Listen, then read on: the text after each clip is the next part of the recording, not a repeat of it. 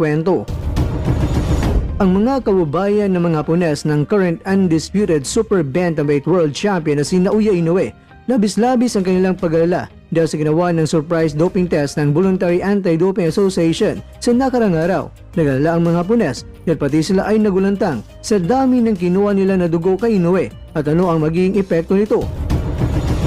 Ang undefeated naman na challenger na si Sam Goodman ng Australia may sobrang delikadong banta kay Inoue dahil gusto niyang mawala ng mala itong si Inoue sa harap ng kanyang mga kaubayan sa paparating na laban nila. Dito po galing mga kwentong balita ang ibabahagi ko sa inyo. Kaya tara, kwentuhan na!